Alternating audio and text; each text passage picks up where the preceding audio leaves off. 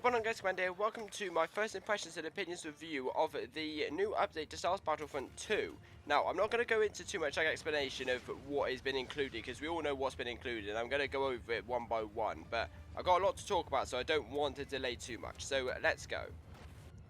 So the first thing I want to talk about is the new Capital Supremacy map. And now, the new Capital Supremacy map is Naboo. It's the last one of the 4 Clone Wars maps that have been added to Capital Supremacy. Aside from Felucia, which is coming in the next coming months, but I'll talk about that in the day that it actually comes out. But Naboo, it's the last one. Now we've had Geonosis, which came out with the game mode. We had then we had Kashyyyk, then we had Kamino, and then we have got Naboo. Now, what I liked about Naboo is it's generally a very nice looking map. Now I think it's sort of part and parcel with the fact that it's nighttime mode. Now I'm not sure if it's always nighttime mode. I don't think I've played a game yet where it is daytime. All the games that I've played so far are all been nighttime. So maybe that is the fact. Maybe it is a nighttime map. If it is, brilliant, because it gives that much more like ambience to the map. The problem is with if it was daytime, is it's too bright. This is the thing that I say about the Galactic Assault version of Naboo. It's too bright, and you can see things too easily. You look at games like maps like Kamino, let's say, it's very dark, very closed in, very dark and close quarters. So it's very much like it's gritty, and it's the ambience is very much like a battle is war. Like that, I really like that darkness aspect to it. Whereas but so like a light theme works with like Tatooine, because Galactic Civil War wasn't necessarily much of a war. So that it works better with that. But like, let's say Geonosis, let's say, because it's a very bright map, or Kashyyyk, for example. I know the Battle of Kashyyyk took place in daylight, but I don't like the war feeling of the Clone Wars being portrayed in like bright light, if that makes sense. But I like the Naboo being in a dark map. It's the only dark map we've got, which is actually really, really good. Well, it's not really good. I wish they could do nighttime on Kashyyyk like they have done before, or nighttime on Geonosis, if they can do that. I know they can't do much with Kamino, because Kamino is just Kamino, but something else that I liked is that there isn't actually a stalemate again with this map. Now, if you don't know what I mean by stalemate, is in the first 2 maps that we got, so Geonosis and Kashyyyk, there was one command post, or one capture point, which was basically like a massive stalemate for the entire rest of the game. And that was in on Geonosis' command point E on top of the ridge, and on Kashyyyk it was inside. It was C, I believe it was C, inside the turbo tank. Now, when I did my review on the Kamino Capital Supremacy map, I mentioned that the command post D was still a bit of a stalemate, but because it was so platformy, it was like you could just chuck a grenade in the mix or snipe from the other end of the map, and you would be perfectly fine. The problem is with the Kashyyyk and Geonosis map is that all of the command posts are very built up and around like trees and buildings and rocks and whatnot. So consequently, a stalemate map, you're literally all rushed inside them. There's nothing outsidewards that you can do about it. Now this map doesn't actually have any kind of stalemate at all. Now, Kamino, it does have a stalemate, like I said before, but it's excuse me. It does have a stalemate aspect to it, but it's not game breaking. Like everybody else, like you can just swap the objective quite quickly between the 2 different sides, and it's not too hard to get to, which is quite nice. But Naboo, to my knowledge at the moment, doesn't actually have a proper stalemate. I've never come across a proper stalemate in a to a command post yet as of playing the game, and I've been playing it quite a bit since it came out, as of recording this video yesterday. So yeah, it's a good map.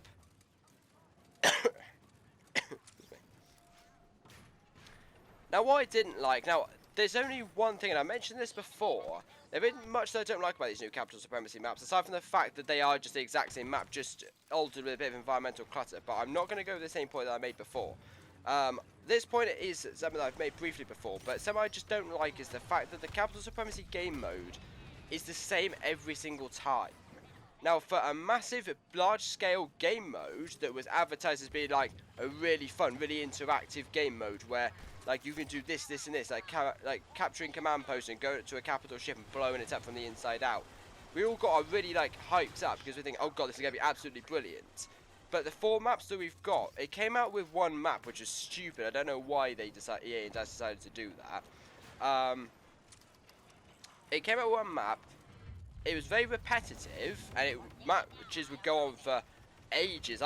Again, when it first came out, I spent one of my first games playing for about 2.5 hours straight because it went on for that long. Because both the teams were really, really good, which is a bit of a pain. I have to admit, the game lengths have actually decreased quite a lot. I haven't spent any longer than about an hour in one game yet.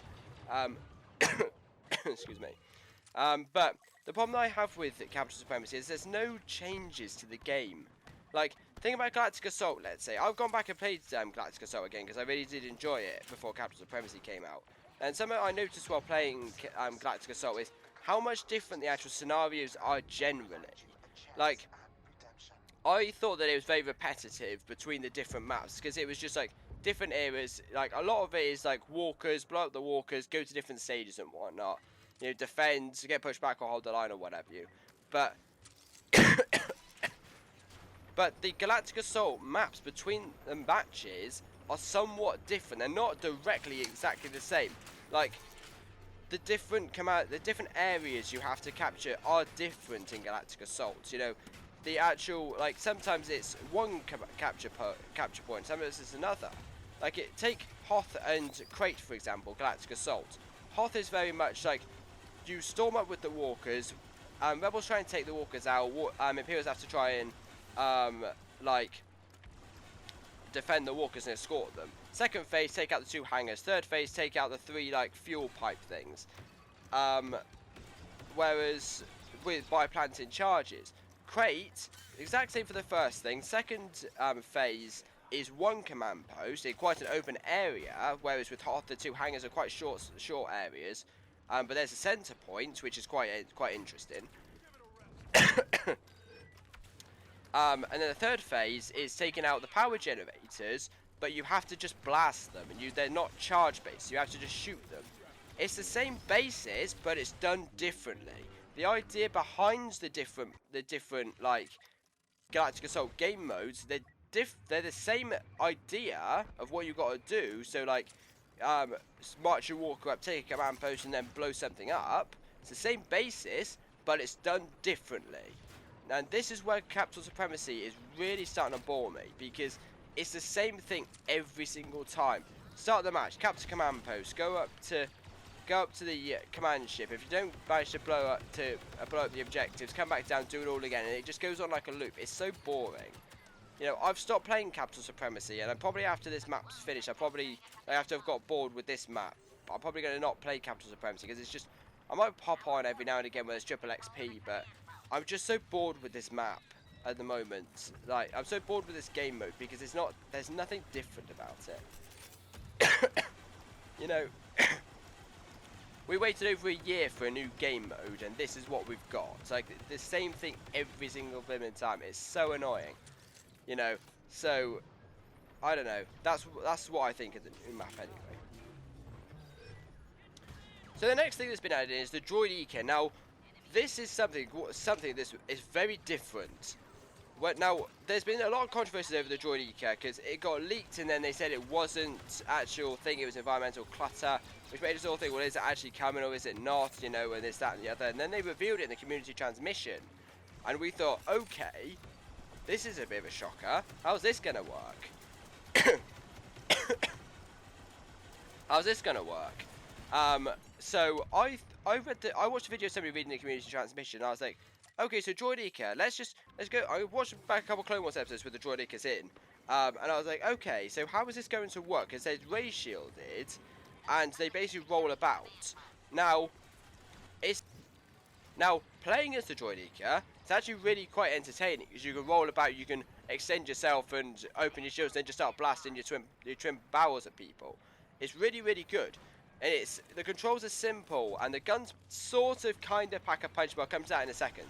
But it's something very different to what we've had before, and it's an enforcer. Now, the only thing that I think is slightly weird is that now the Separatists have 2 enforcers. Now, beforehand, the Republic never even had a tank before. It was just the ATRT, which is sort of like a STAP in all fairness. So it's got two like STAP, like more small like maneuverable type vehicles, and one big tank. But now the CIS have got two Enforcer class units, which it makes things slightly one-sided. But considering the the new tank that's been added, which I'll come to in a second, considering it's quite OP in itself, I could just let that go. But yeah, it's very simple to use. It's very entertaining to use as well, especially when you're playing on the battleships, because you can literally just stand in a hallway and just open fire with your overload ability and just wreck hell on the entire enemy team. But on the point of it being really good to work in hallways, you've got to be very careful, because the shields for some reason are not very strong. They're very weak, and especially like, and maybe it's because the Enforcer's not got much health anyway, but you die really quickly, I find. So if you're not being too tactful, and if you're not too tactful about where you go, then you will die quite quickly. And also, lightsaber heroes can absolutely wreck you with, like, I played a Capital Supremacy match, and I got Yoda. I was playing as Yoda, and I managed to take down about 15 Droideka Enforcers, because they're so easy to kill with a lightsaber. Now, I don't know if EA and DICE are going to put any balancing in to make them stronger, but I don't think having them as actually Enforcer class is actually a good idea, because they're very restricted still with how they go, because of the health of the Enforcer. But something else I don't like is the animations are too slow. Now, that adds to the weakness. No, they don't put... Now, I know it's very... They're trying to make it as representative to the prequel trilogy and the Clone Wars as they possibly can, but it's way too slow. It is way too slow, especially from a gameplay perspective, where things happen really quickly. You know, movies are directed to the point where, as well as TV shows, they're directed to the point where everything happens perfectly. So you don't, like... It happens by script, so there's nothing you can do that will stop that from happening, because that is what you're told to do. So the clones don't start firing until the droids have opened up their shields, because that's the way the script tells them to do. In a game, you're not governed by a script. You do things as you see fit. So if you see a droideka coming towards you, the first thing you're going to do is instantly shoot at it. So, and that is sort of, yes, it is running in the continuity of Star Wars and what we've seen droidekas for in the past, but it doesn't work in a game where everybody's reactions are so quick. And also, the blasters are not loud enough. They pack a punch, and especially with the overload ability, yes, the base weapon without the overload could do with a slight buff with a bit of damage increase, but nothing too major. Especially with the overload, because the ability is recharged really quickly as well. The overload ability, you can wreck ass with it.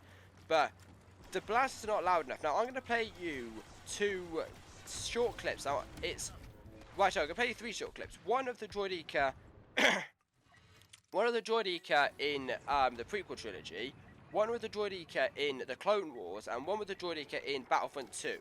Now, I personally think it sounds more like it did in the prequels, which is still not loud enough. The one in the Clone Wars was really rather loud, and you can hear the noise coming out of those blasters. But I'm just going to just do it right now, and I'll just let you see what the difference is.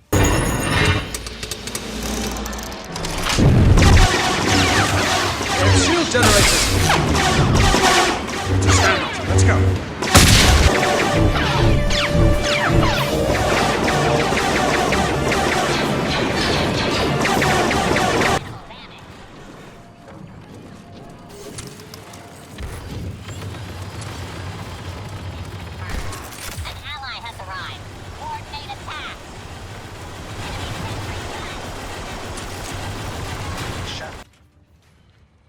So, as you can see, the blasters are definitely not loud enough for Battlefront 2, which I think is a bit of a shame. Now, it's probably just a case of doing a server-side or an actual full-on tweak patch where it's just increasing the volume a little bit. So it shouldn't be too hard to do, but I really hope that they increase the noise, because I really love the noise of the droidekas. And also, like, when it's firing, also, when you're on the other team, you can't hear it, so you can't hear where it is. You know, all you hear is you getting hurt, so you can't hear from behind you that the Droidekas trying to attack you. So I think increasing the level of the noise of the blasters might be a step in the right direction. Now, last thing I'm going to talk about, second to last thing, that I'm actually going to talk about what I liked and what I didn't like about, it's the clone tank. Now, I think it's a TX380, I think it is, or 280, or something along those lines, but it's a clone hover tank.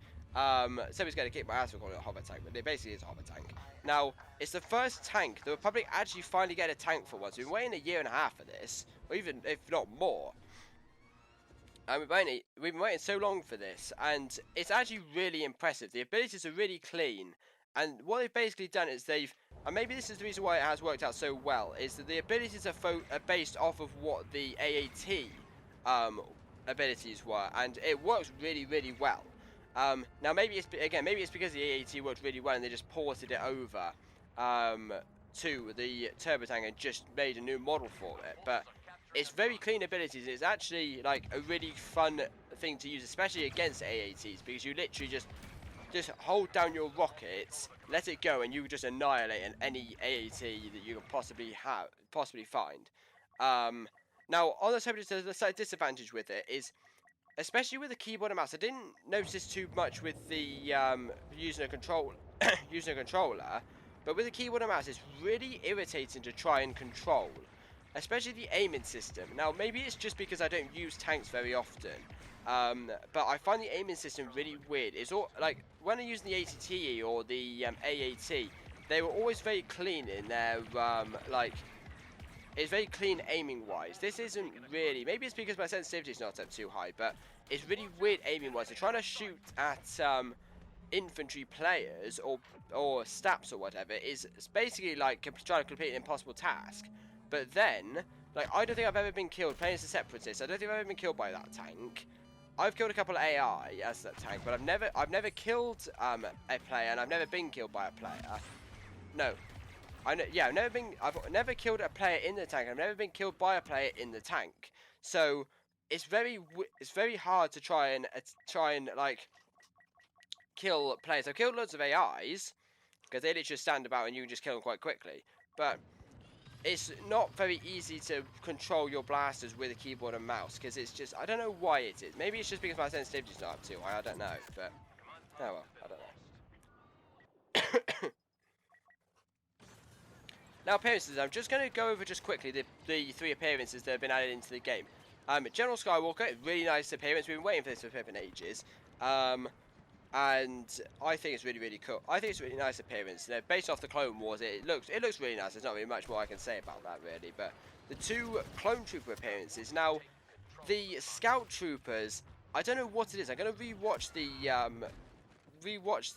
Battle of Kashyyyk scene from Revenge of the Sith, just because I want to look back at the Scout Trooper in that, because some about it in the game doesn't look right. It's like the model looks really weird. Maybe it's because I'm trying to compare it to the Scout Trooper from the Empire, because that's what I always known as the Scout Trooper 4, because that's what I've seen it the most of.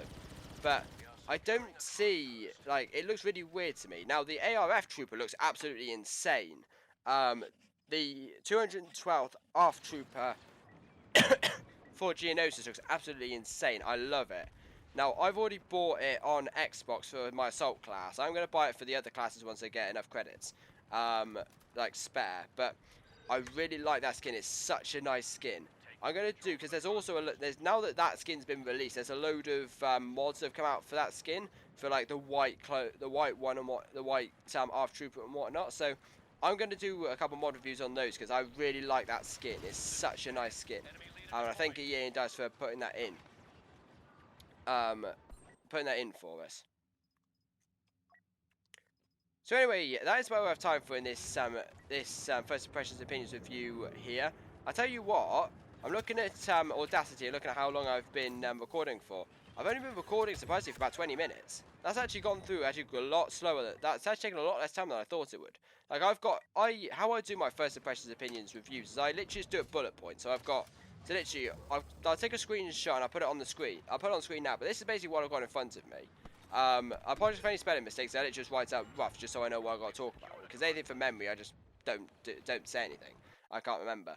But I literally got Battlefront update, Capital Supremacy map, what I liked, what I didn't like, etc. Droidekas, same thing, what I like to make some things to talk about, what I don't like, same thing. Clone Tank, same thing for that, and then appearances, just do a general talk about it, which is what I did. But that took when I was writing that, I was thinking, this is going to take flipping ages. I'm going to be like half an hour's worth of recording here, and I've got a very sore throat, and it's really killing me. You probably heard me cough quite a few times when I've been recording. But that's taken a lot less time than I thought it would, which I'm really pleased with, actually. So, anyway, I hope you guys have enjoyed. If you did enjoy, don't forget to smash that like button, hit that subscribe button for more awesome gaming content, and I shall see you all later. Bye!